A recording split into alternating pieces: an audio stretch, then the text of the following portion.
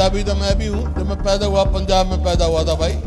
कोई हरियाणा तो 66 में बना, मैं तो 47 में पैदा हो गया था। मैंने कल्पना चावला जी के नाम से, हमारे को गर्व है हमारी बेटी पर, उनके नाम से मेडिकल कॉलेज बनाया। तो ये सरकार आई, इन्होंने यूनिवर्सिटी बनाने की बात की तो नाम बदल दिया। मैंने कहा ये नहीं बदलना चाहिए था। नाम जिसका भी आप रखो, जिसका आप मान सम्मान करना चाहते हो, और कोई संस्था बना दो उनके नाम, लेकिन कल्पना चावला का नाम नहीं बदलना चाहिए था। 10 साल से विपक्ष में बैठी कांग्रेस लोकसभा चुनाव में शानदार प्रदर्शन करने के बाद विधानसभा चुनाव की तैयारियों में जोर शोर से लगी है। अपने आधार वोटों को एकजुट करने के बाद अब उसके निशाने पर बीजेपी के कोर वोटर हैं।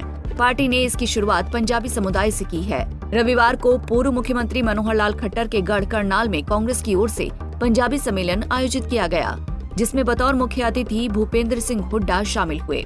हुड्डा ने अपने संबोधन में पंजाबी समुदाय को खुद से जोड़ने की भरपूर कोशिश की। उन्होंने खुद को भी पंजाबी बताया। इतना ही नहीं, हुड्डा ने राज्य में कांग्रेस की सरकार बनने पर समुदाय को पूरा सम्मान देने का भरोसा दिलाया। पूर्व मुख्यमंत्री ने कहा कि आज हरियाणा विकास के मामले में जिस मुकाम पर पहुंचा है, उसमें पंजाबी समुदाय का बेहद अहम योगदान है। भाई ये पंजाबी सम्मेलन है। पंजाबी तो मैं भी हूँ। जब मैं पैदा हुआ पंजाब में पैदा हुआ था भाई।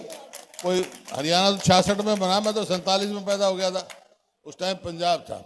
लेकिन ये सम्मेलन उन लोगों का है जो मेरे सामने हैं, जिन्होंने मेहनत करके आगे बढ़े हैं। हम तो भाई पैदा हुए, परिवार में पैदा हुए, हमारे कोई चिंता नहीं थी खाने पीने की, आपने जो भी था पढ़ाई की। अच्छा हम, लेकिन जो समाज विस्थापित होके आया, मेरे को मालूम है कितनी मेहनत करके ये आगे बढ़ा है। ये मैं उसकी आप सबको हार्दिक बधाई देता हूँ।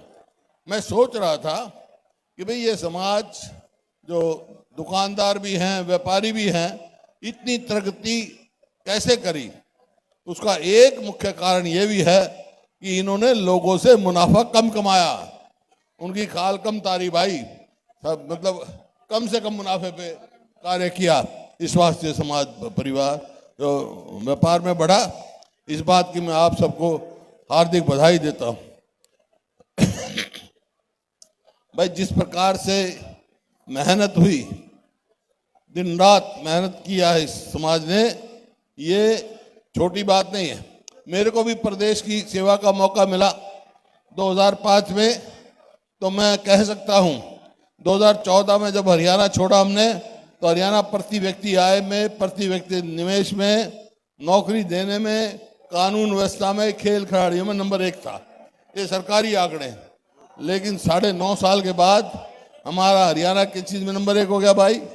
बेरोजगारी में, महंगाई में, अपराध में, और खेल खिलाड़ी को तो आप खुद देख रहे हो कि आप जंतर मंतर में कैसे हमारी पहलवान बेटियों के साथ व्यवहार किया गया, उनको अब तक न्याय नहीं मिला। तो ये जो है बहुत मेहनत से जो हरियाणा जो नंबर 1 हुआ, उसमें इस समाज का, जो समाज मेरे सामने बैठा है, सबसे बड़ा योगदान रहा। मैं इस बात की कहता हूँ।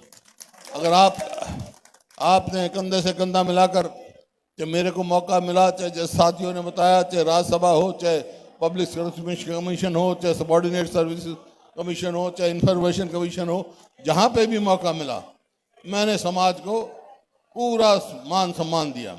क्योंकि ये कोई आपका ये नहीं है, आपका अधिकार है, आपका कार्य है, आपका खून पसीने की जो कमाई है, जिस प्रकार से आपने अपने आप को उठाया है, वो है। मैं तो इस बात में कोई संकोच नहीं करता।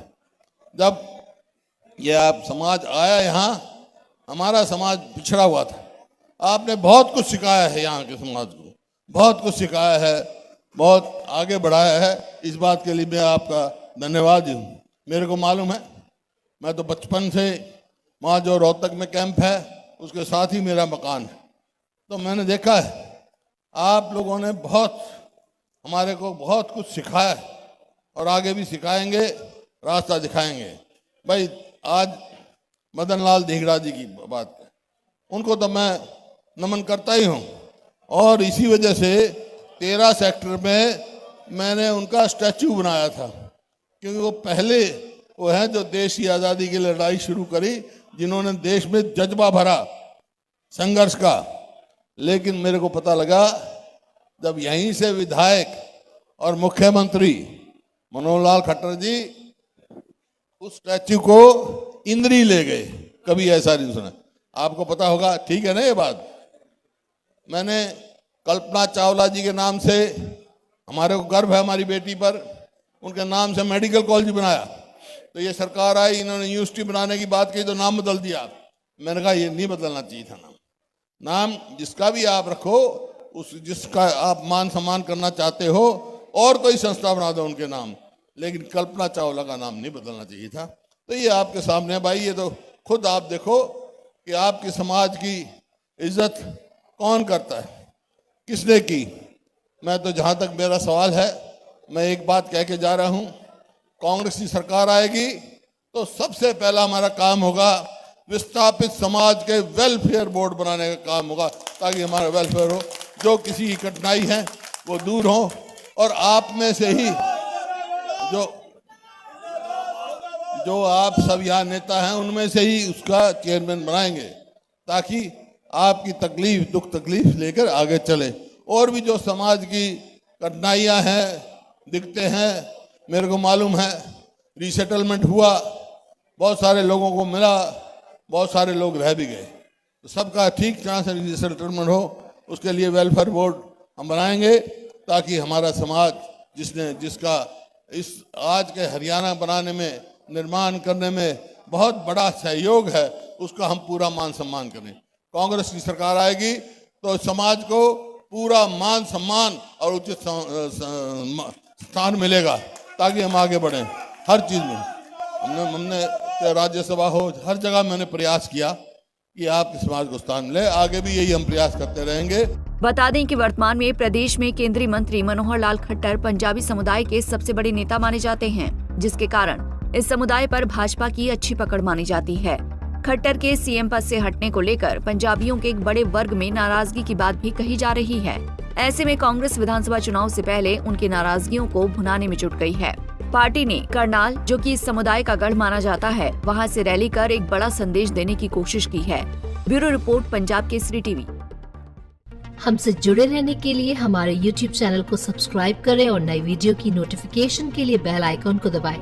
अगर आप ये वीडियो Facebook पर देख रहे हैं तो लाइक जरूर करें और ज्यादा से ज्यादा शेयर करें। धन्यवाद।